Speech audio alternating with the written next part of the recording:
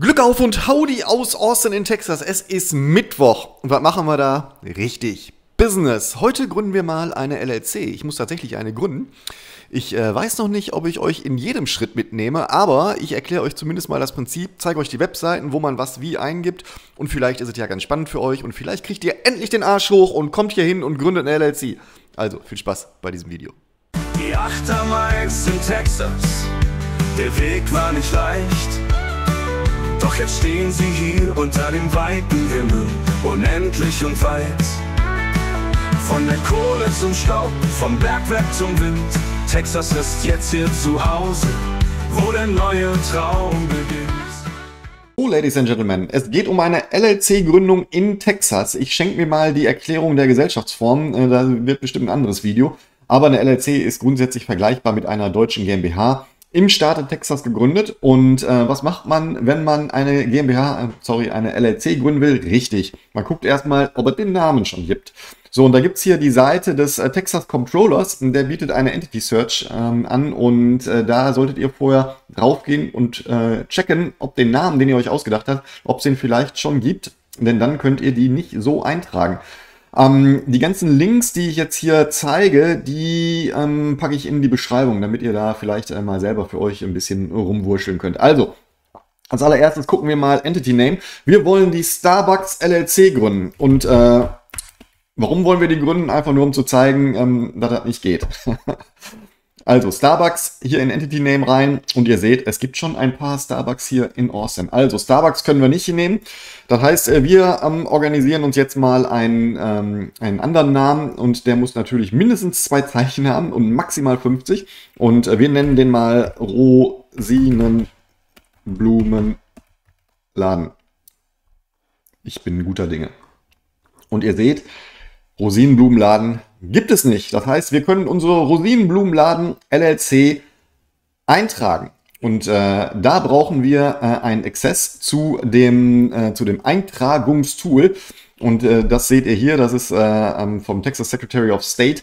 Gibt es hier ein Tool und da müsst ihr hier euch einloggen mit eurem Benutzernamen und Passwort. Den könnt ihr vorher beantragen, geht 2 Sekunden, dann habt ihr hier den Zugang, aber ihr braucht diesen Zugang und dann kommt ihr weiter auf das sogenannte Form 205. Das ist hier die Certificate of Formation einer Limited Liability Company, einer LLC. Das findet ihr, wenn ihr da in dem Zugang seid, als Online-Formular. Ich habe es als PDF, weil man es da einfach besser zeigen kann. Ich mache es mal ein bisschen größer. Ich glaube, wie geht das hier? So, zack, zack, zack. Groß genug? Ihr seid ja auch schon ein bisschen älter. Also, das Formular. Da gibt es eine ganze Menge an Vorgequatsche, ne? Irgendwie, dass man hier bloß aufpassen soll, was man da macht und dass man auch weiß, was man tut. Und es gibt hier eine Instruction, ne? Also wie und was man da eintragen kann und muss. So, das schenke ich mir. Wir gehen direkt zum Formular. Das sieht so aus, das sieht auch online dann 1:1 so aus. Also wir wollen hier eine LLC gründen und dafür brauchen wir ein Certificate of Formation einer Limited Liability Company. Das ist, glaube ich, vergleichbar mit dem Akt des Notares, den ihr in Deutschland machen müsst. Also ihr müsst ja in Deutschland einen Notartermin machen, eine Gründungsurkunde erstellt er, dann liest er euch eine halbe Stunde alles vor, was er wahrscheinlich schon 80 Mal am Tag gemacht hat, nimmt euch viel Geld ab und trägt das ins Handelsregister ein. So, und den Schritt, den machen wir hier selber. Das heißt, klar, es gibt ganz viele Online-Services, die machen das für euch für, weil nicht einen schmalen Kurs $700 oder was auch immer. Letztendlich müsst ihr nur die $300 hier bezahlen, um das Formular, um das Zertifikat da einzureichen. Und dann habt ihr eigentlich eine LLC. Ne? Also gucken wir uns das Zertifikat mal an, was wir hier ausfüllen müssen. So, das hier der Entity Name and Type, da kommt jetzt quasi unser Rosinenblumenladen rein. LLC.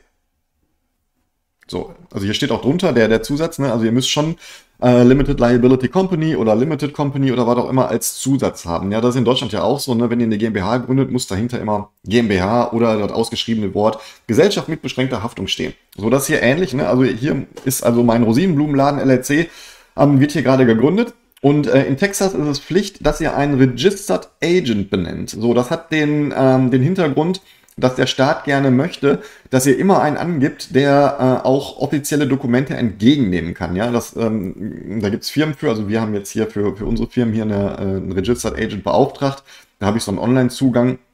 Und der informiert mich dann, wenn ein offizielles Schreiben eingegangen ist. Warum sollte man das tun? Weil ich halt auch nicht immer zu Hause bin. Und wenn das IRS, also das Finanzamt, was schickt oder irgendwie der Controller oder irgendwas anderes Offizielles kommt, ne, dann muss immer einer auch erreichbar sein. Und das ist halt gewährleistet mit so einem Registered Agent. So, das kann natürlich hier eine Organisation sein. Das wäre das Erste. Das ist der Fall, den ich erklärt habe, den wir gemacht haben. Oder aber ihr könnt das auch selber sein oder ihr benennt jemanden, der das ist. Der muss halt tagsüber dann auch erreichbar sein. Das heißt hier, wenn ich mich jetzt eintragen würde als André Achtermeier, dann kommt hier André Achtermeier rein. Und dann kommt hier die Adresse rein, wo denn der offizielle Brief hingeschickt werden kann, wo auch jemand erreichbar ist. Also A, B, auswählen. Ich würde euch raten, nehmt A, nehmt einen Registered Agent, der kostet, weiß ich nicht, $100 im Jahr und das ist es auf jeden Fall wert. So, dann kommt der Artikel 3. Da müsst ihr hier Fragen beantworten. Und zwar geht es darum, wer denn eigentlich hier die Autorität in der Firma ist. Also wer denn der Geschäftsführer ist oder der Manager oder wie man das auch immer übersetzt. Das geht nicht ganz 1:1, ja. So, du musst also entweder A oder B sagen. A ist hier, the limited liability company initially has managers. The name and address of each initial manager are set forth below. Und das bedeutet, dass wenn ihr hier ein Manager seid, dann müsst ihr hier euren Namen und eure Adresse eingeben. Oder the limited liability company does not initially have managers. The name and address of each initial member are set forth below. So, und da rate ich euch vorher, einmal kurz mit dem Anwalt gegenzuchecken, weil wenn ihr in Deutschland seid und eine LLC gründet, habt ihr ja erstmal keine Arbeitserlaubnis hier in diesem Staate. Das heißt, der Staat könnte schon auf die Idee kommen, wenn ihr hier A sagt, dass ihr hier tatsächlich dann auch arbeitet und Business betreibt. Und da müsst ihr wirklich höllisch aufpassen. Ne? Also wenn ihr jetzt hier noch keine Arbeitserlaubnis habt und sagt A, packt dann euren Namen hier rein und dann eure Adresse, die ihr hier vielleicht bei so einem Coworking Space gebucht habt, dann könnte der Border Control Typ doch auf die Idee kommen, ey, ihr seid ja Manager mit einer Adresse, also macht ihr ja Business in den USA, ohne das zu dürfen. Macht euch schlau vorher bei einem Anwalt, ruft den einmal an und fragt, ob ihr A oder B ausfüllen müsst. Geht auch ganz schnell. Oder fragt ChatGPT. Keine Ahnung. Ist ja auch mittlerweile ein guter Anwalt. So, also Person 1, Person 2, Person 3 gibt's hier. Wenn ihr zu dritt gründet, versteht sich von selber. Ne? So, dann kommt hier die Purpose. Und das lese ich kurz vor, ne, damit ihr das versteht. Irgendwie the purpose for which the company is formed is for the transaction of any and all lawful purposes for which a limited liability company may be organized under the Texas Business Organizations Code. So, das bedeutet erstmal, ihr müsst hier schon den Zweck eintragen, was denn überhaupt euer Business macht. Jetzt ist es ja so, wenn ihr hier Kokainhandel hinschreibt, glaube ich nicht, dass das durchgeht. Also es muss schon legal sein. Und ihr müsst natürlich die Adresse angeben, unter der ihr das Business betreibt. So, das ist ein bisschen anders hier als in Deutschland. Das heißt, in Deutschland ist es ja so, wenn ihr euren Geschäftszweck ändert, dann braucht ihr immer einen Handelsregisterumtrag. Da sind die hier ein bisschen lockerer. Ne? Also theoretisch müsste man das hier auch machen, aber hier reicht auch einfach zu sagen, Business Consulting. Punkt. Irgendwie sowas. Ne? So, das ist ein weites Feld, da kann alles drunter fallen.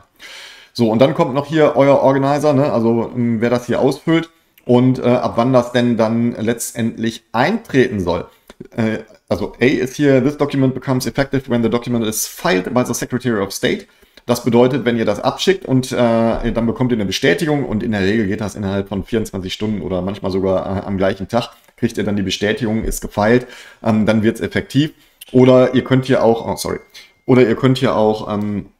eintragen, dass wenn es gefeilt ist, bitte erst später, dann 90 Tage, wenn ihr noch irgendwie was vorbereiten wollt und nicht sofort aktiv sein wollt. All das gibt's hier in dieser Effectiveness of Filing.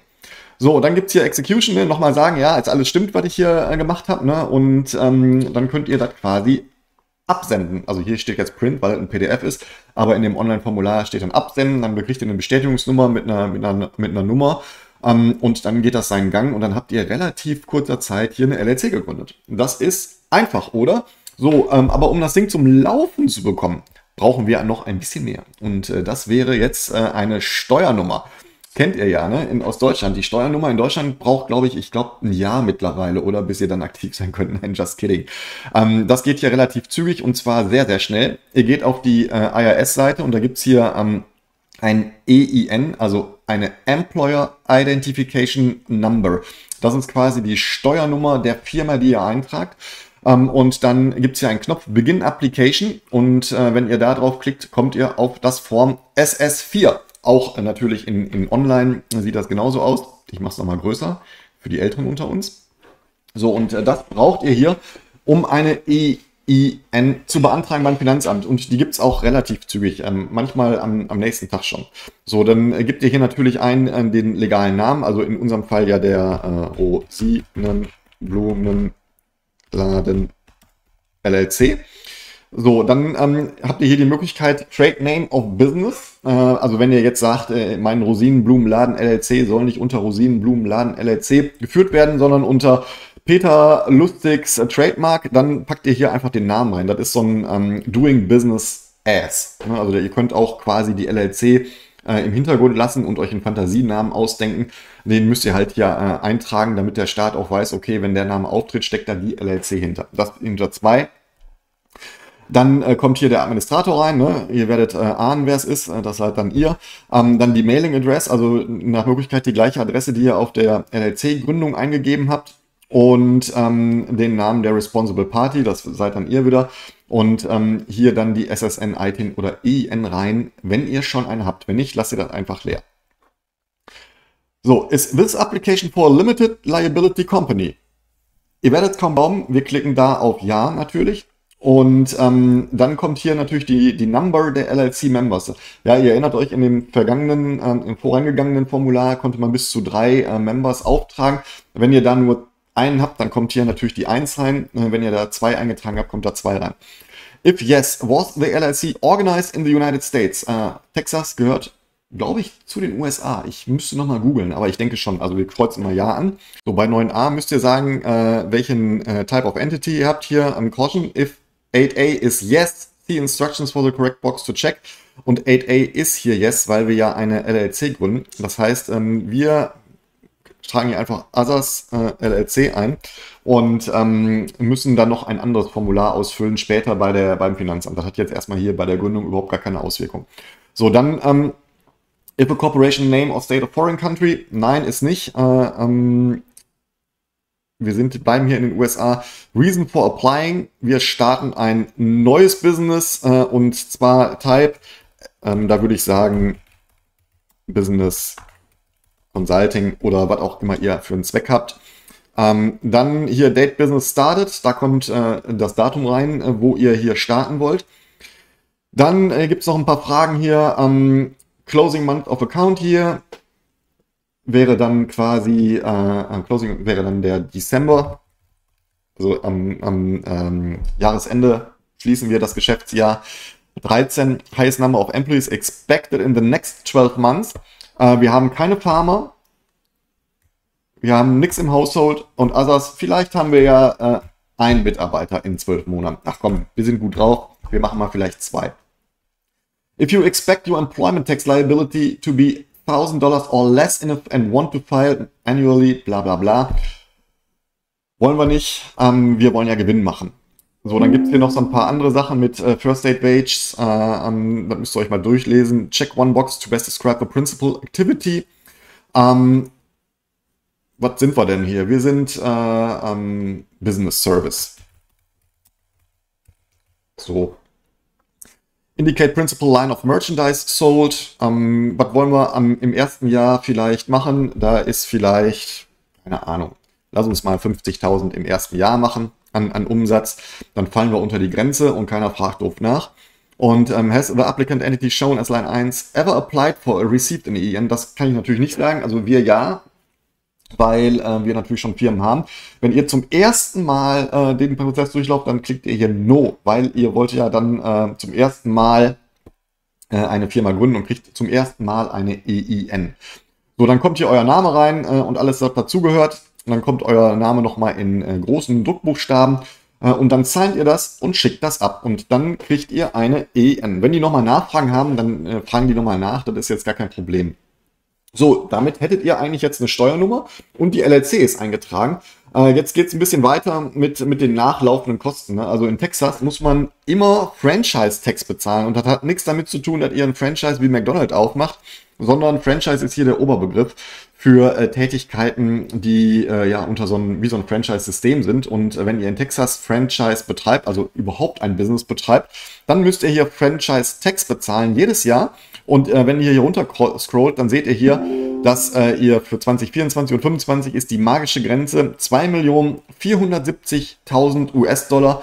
So, erst ab dem Umsatz müsst ihr hier in Texas Franchise Tax bezahlen. Anders sieht es aus, wenn ihr hier Retail oder Wholesale betreibt. Dann gibt es prozentual ein bisschen was mit. Aber wenn ihr hier so ein Service-Business, wie wir das jetzt gerade gegründet haben, eröffnet, dann kommt ihr unter 2,5 Millionen eigentlich mit kostenlos weg. Wenn nicht, ist das auch nicht schlimm. Das kostet ein paar $100 im Jahr. Ne? Was ich immer empfehle, ist, wenn ihr eine LLC gründet, dass ihr tatsächlich auch einen Gesellschaftsvertrag macht. Ja, das ist keine Pflicht hier in Texas. Manchen Staaten ist das tatsächlich Pflicht. Hier in Texas nicht. Aber so ein Gesellschaftsvertrag ist halt immer ganz hilfreich, wenn es irgendwo knallt und knieselt und euch nachgesagt wird, dass ihr eigentlich nur so eine Spaßgesellschaft habt. Dann ist es immer ganz nett, wenn ihr hier so ein Operating Agreement for Member Managed Limited Liability Companies habt. Ist auch ganz hilfreich immer, wenn ihr das hinterher mal verkaufen wollt. Denn in der Due Diligence werden die nach diesem Operating Agreement fragen. Da gibt es ganz viele Templates, müsst ihr mal gucken. Ich empfehle euch das auf jeden Fall auszufüllen und zu registrieren. Denn dann seid ihr auf jeden Fall immer auf der sicheren Seite. Und hier ist ganz klar geregelt, was ihr macht, was ihr machen dürft, welche Befugnisse ihr als Geschäftsführer habt und.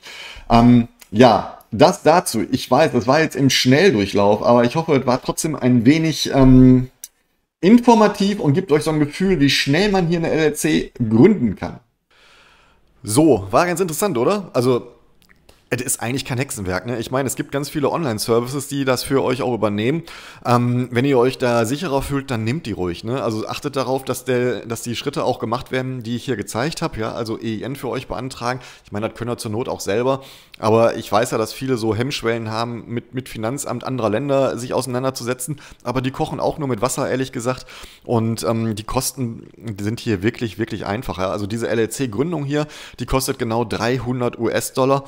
Also wenn ich jetzt auf Absenden gedrückt hätte bei dem Comptroller, dann werde ich sofort weitergeleitet zu so einer Kreditkartenbezahlseite, dann kann ich meine 300 Dollar bezahlen und dann ist das eigentlich erledigt. Ne? Mehr gibt es da nicht. Ne? Klar, dann fängt der Spaß natürlich an. Ne? Also ihr müsst nicht denken, ihr habt eine LLC hier und dann habt ihr nichts damit zu tun. Ne? Also ihr gründet schon eine rechtliche, echte Entität mit allen Rechten und Pflichten. Ne? Das heißt, ihr habt auch die Pflicht, eine Steuererklärung abzugeben und ihr habt auch eine Pflicht, eine quartalsweise Sales-Tax-Meldung zu machen, auch wenn die vielleicht 0 ist. Und wenn ihr das nicht macht, dann schließen die euch die Firma auch ganz schnell wieder und es gibt sogar Strafen. Ne? Also in Texas ist es zum Beispiel so, wenn ihr auch nur einen Tag Verzug habt beim Melden der Quartalszahlen, dann gibt es sofort 50 Dollar Strafe und das schaukelt sich dann hoch. Ne? Klar, ist jetzt nicht viel, aber das sind einfach Sachen, die müsst ihr beachten. Ne? Also nicht nur schnell eine LLC gründen, ne? Auch die Sachen mit LLC gründen und sich dann als Operating Manager eintragen mit einer Adresse hier in den USA, das kann schon Konsequenzen haben, ne? Denn damit beurkundet ihr eigentlich, dass ihr hier arbeitet für eine LLC, die ihr gerade gegründet habt. Und das ist eigentlich nicht erlaubt. Ne? Also ihr braucht schon erst ein Visum und eine Arbeitserlaubnis, damit ihr hier auch die LLC operativ vor Ort betreiben könnt. Ne? Immer schön dran denken. Darum mein wirklich eindringlicher Rat. Ich habe ja schon viele Gespräche mit euch auch geführt.